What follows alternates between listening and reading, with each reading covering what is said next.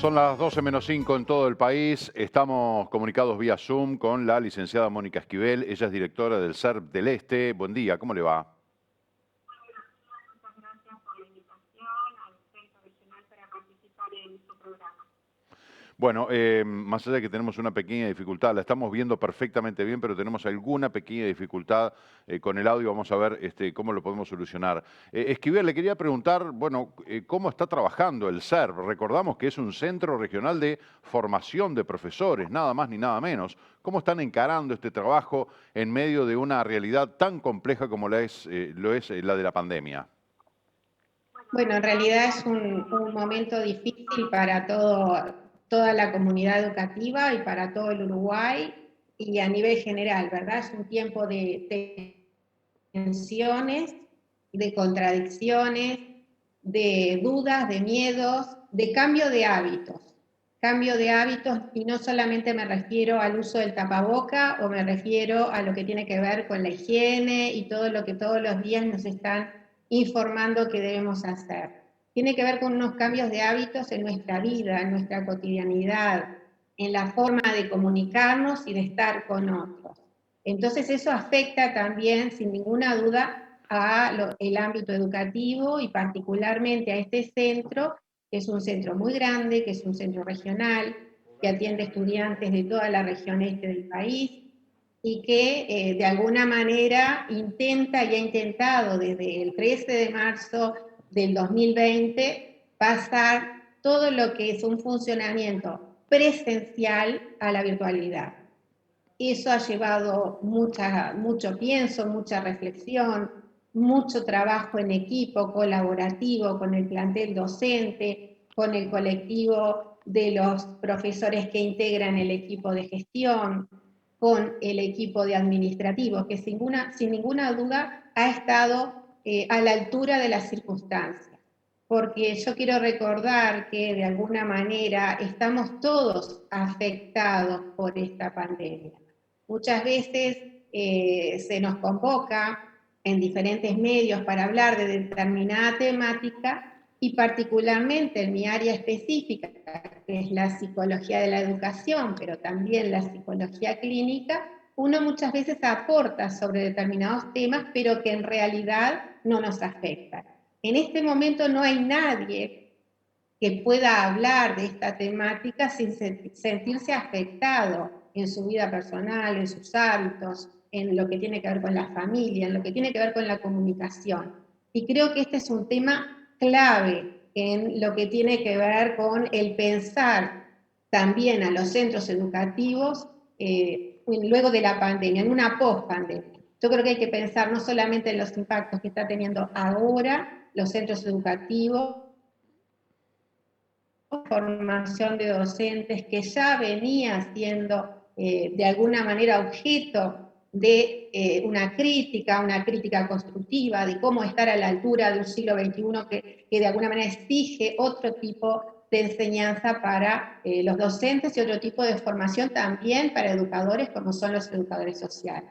Entonces esta pandemia puso en el tapete una serie de desafíos complejos en donde tenemos que de alguna manera poner al otro, de alguna manera incluirlo. Esto de abrir la puerta a la alteridad, a lo que piensa el otro. Y ahí es muy importante la comunicación. Y la comunicación no implica solamente un canal de ida, también implica, y algo que es muy importante en este momento, que es la escucha del otro. En nuestro centro el foco está puesto en saber, en conocer qué le pasa a nuestros estudiantes de toda la región, cuáles son sus dificultades. Y aquí nos tenemos que de alguna manera basar y apoyar en este colectivo docente que está altamente calificado.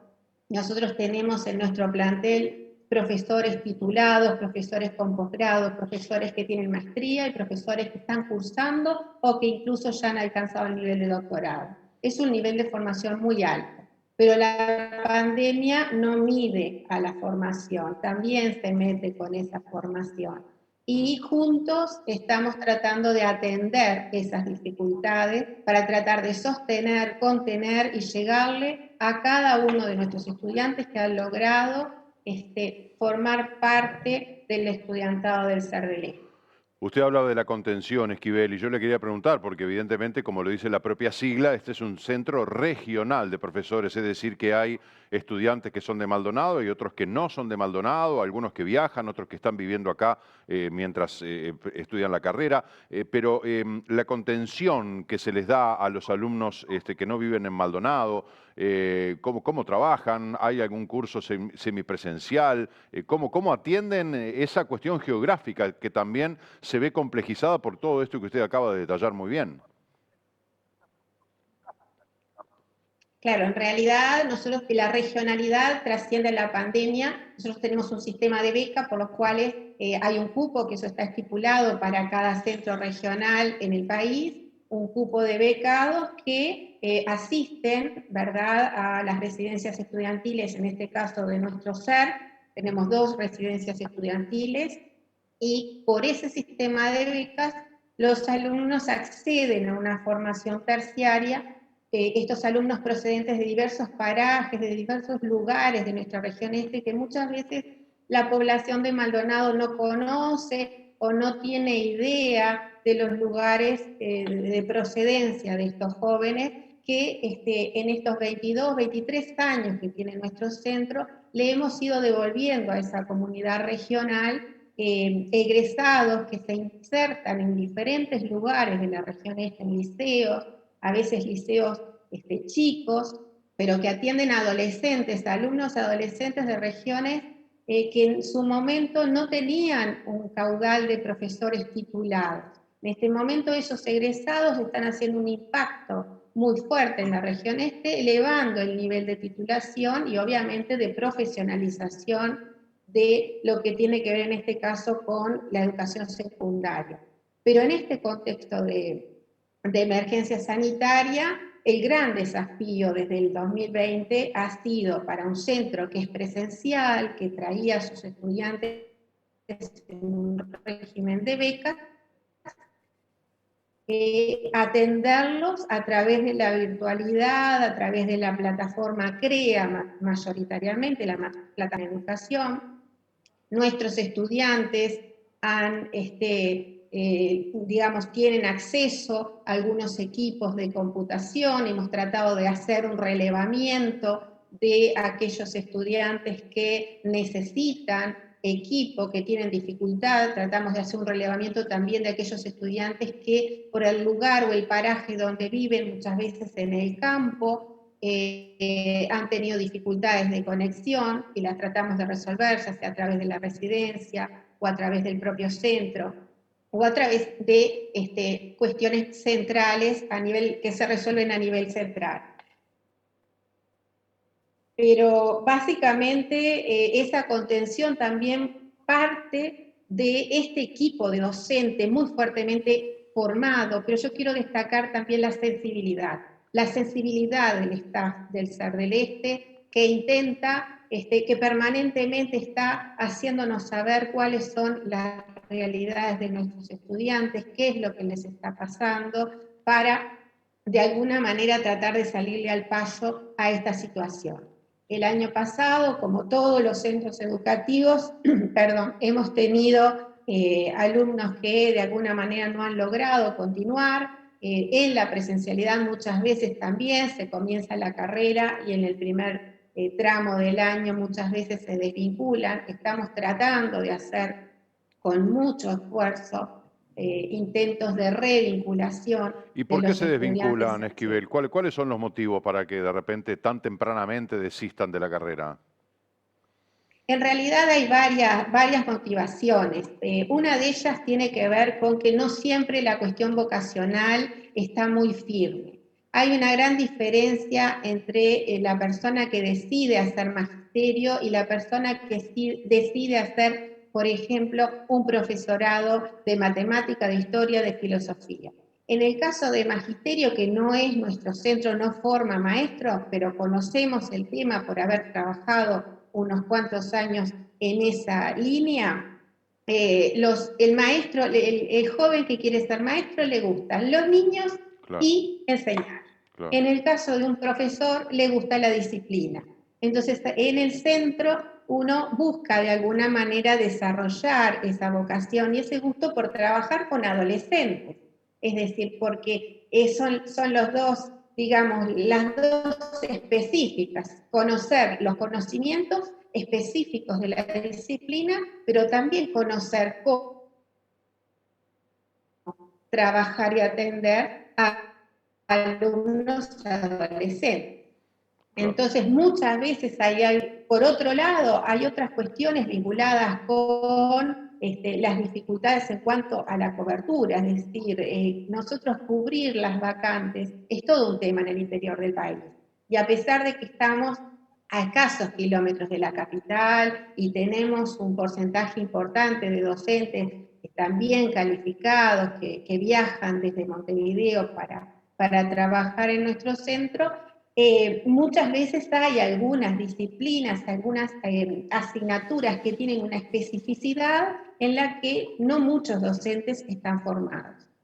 Y tenemos también, digamos, una forma de cubrir esas vacantes. Yo no puedo, o el centro no puede salir a la comunidad y decir, bueno, a ver quién puede o quiere o tiene formación. Hay todo un proceso que nosotros tenemos que respetar, que implica poner a elección la asignatura.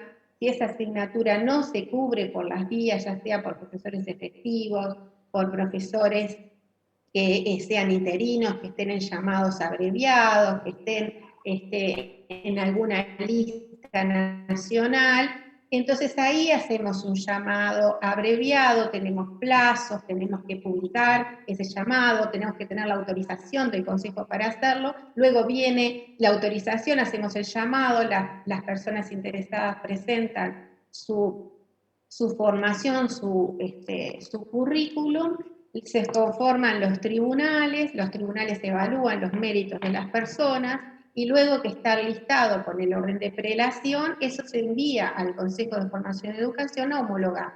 Muchas veces nuestros estudiantes se inquietan, nos escriben notas, nos plantean que bueno, pero ¿cómo está vacante esto?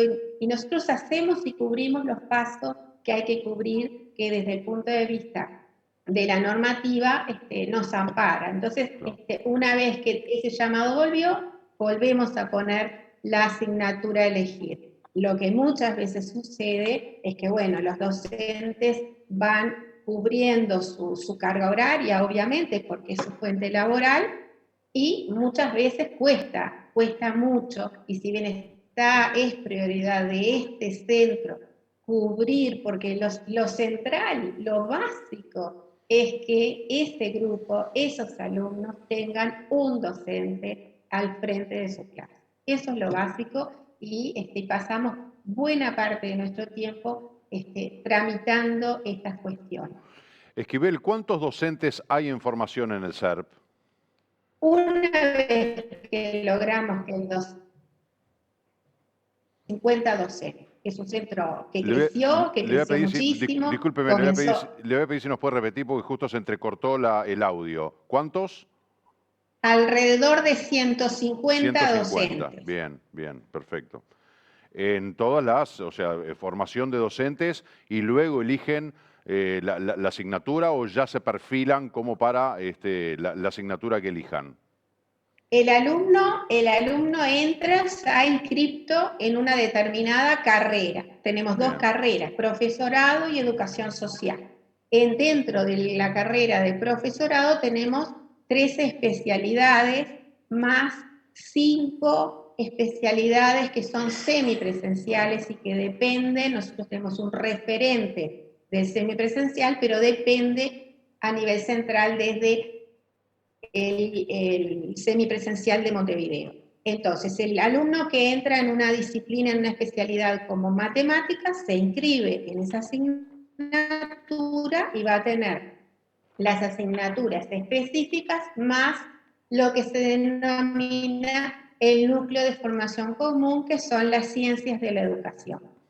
Entonces, esa vendría a ser la currícula que tienen los estudiantes en nuestro centro. Bien. Tendríamos que redondear la entrevista, licenciada, y no quiero hacerlo sin darle lugar a un televidente que se comunica con nosotros. Es la mamá de un estudiante de segundo año que no tuvo cupo para este año y quedó sin poder continuar la carrera. Nos pregunta qué puede hacer. Sí, en realidad no es una cuestión de cupos. En realidad el tema de inscripciones es un tema complejo que trasciende a la pandemia. Yo quiero recordarle no solamente a esta mamá, sino a toda la comunidad y a toda la audiencia que mira este programa, que las inscripciones son prácticamente 3 meses, 2 meses y medio están abiertas las inscripciones. Desde el 2018 se ha pasado, y no es el centro, sino que el Consejo de Formación en Educación ha instalado un sistema de gestión estudiantil que es por donde los estudiantes se inscriben.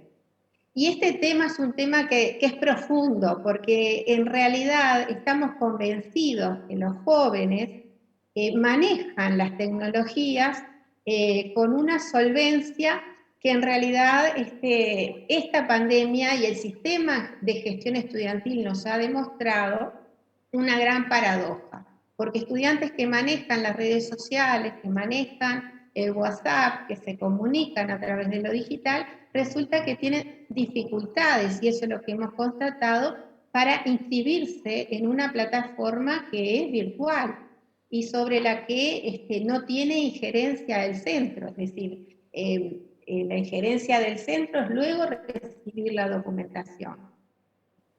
En concreto, ¿qué le decimos a este estudiante? ¿Va a poder Durante hacer? todo el mes de enero nosotros concretamente, no sé cuál, nosotros hasta la semana pasada estuvimos con un listado de estudiantes caso a caso y tratando de resolver algunas situaciones que se habían dado con estudiantes en particular. Desconozco cuál es el caso, pero Claro. sé que había gente y hubo algunos estudiantes que incluso vinieron al centro que simultáneamente en que estamos trabajando y haciendo las gestiones para resolver esas dificultades, ellos, porque lo que ha develado y ha puesto sobre el tapete esta pandemia son las dificultades de comunicación, las dificultades de entender y la falta de escucha, donde muchas veces la crítica es lo primero que surge y la empatía o las dificultades que los demás tienen con respecto a la dificultad que estamos transitando, no se puede visualizar. Nosotros hemos intentado ordenar un centro, y cualquier trabajo colectivo tiene 5 variables que son centrales, y en cualquier institución y en cualquier grupo humano. Los integrantes, lo que tiene que ver con la tarea, que en nuestro caso es una tarea educativa, el contexto, que el contexto es la región este del país, y después las variables tiempo y espacio. Son 5 variables centrales que limitan y ordenan el centro. Claro. Entonces hay tiempo para las cuestiones, hay tiempo para inscribirse, hay tiempo para recibir a los estudiantes de primer año, hay tiempo para atender una matrícula. Nosotros en este momento, entre todas estas disciplinas que mencioné, entre lo presencial y el semipresencial que cuenta este centro, nosotros manejamos más de 2.000 personas, más de 2.000 estudiantes, y eso implica trámites. Y en la medida que en diciembre comenzaron los casos, nosotros empezamos un sistema de guardia, se restringió justamente por el aumento de los casos del COVID, se restringió la atención al público, estipulamos una recepción de documentación a través de mail.